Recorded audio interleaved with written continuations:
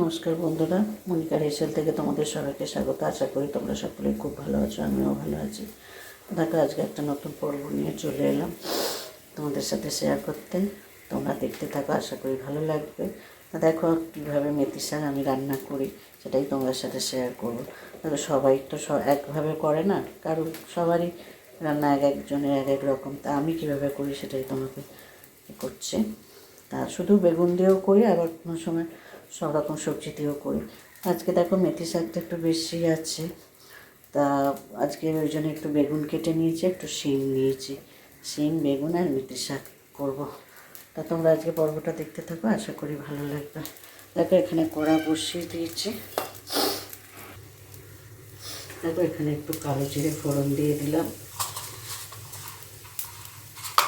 একটু সর্ষে দিয়ে দিলাম,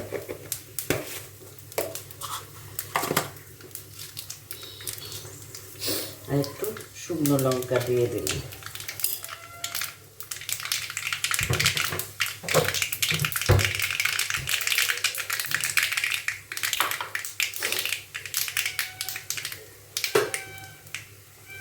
দেখো, এটা ভাজা হয়ে গেল।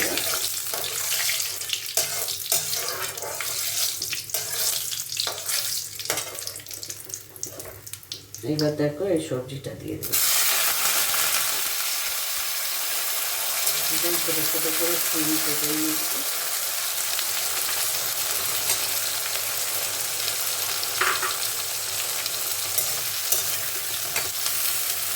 ভাজা ভাজা হয়।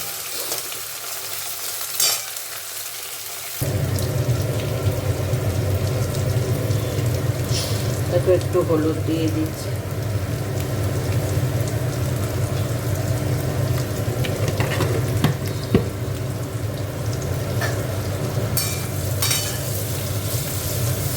আর মেথি শাকটা দিয়ে দিচ্ছি।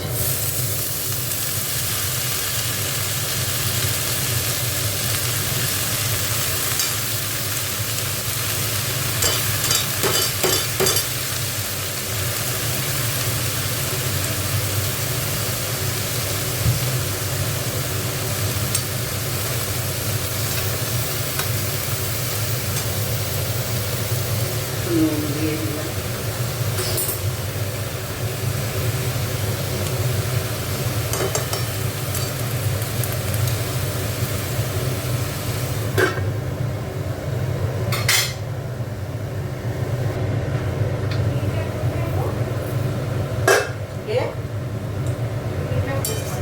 জিরে কাটার কোথায় আছে?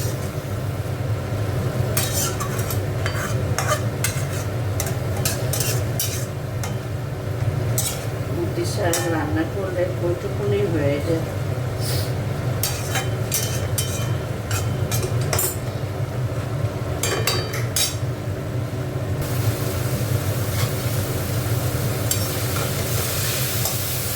মেথি শাক ভাজা খেতে ভীষণ ভালো লাগে। আর তোমার মেথি শাক দিয়ে পরোটা খেতেও খুব ভালো লাগে, একটা আলাদা গন্ধ হয়ে যায়।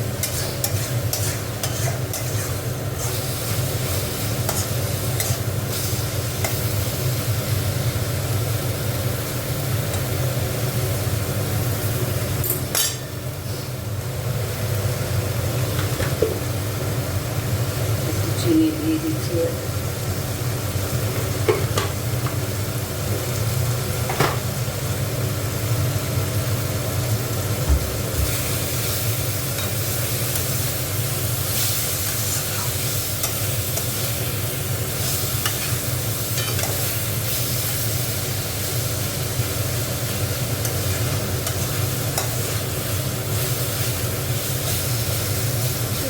মেথি শাক শুধু বেগুন দিয়ে একটু সবজি দিলে একটু মেথি শাকটা বাড়ে, কোনো জায়গাটা একটু বাড়ে। দেখো, হয়ে গেছে মেথি শাক। এইভাবে তোমরাও বানিয়ে নেবে, দেখবে ভীষণ ভালো লাগবে ভাতের সাথে।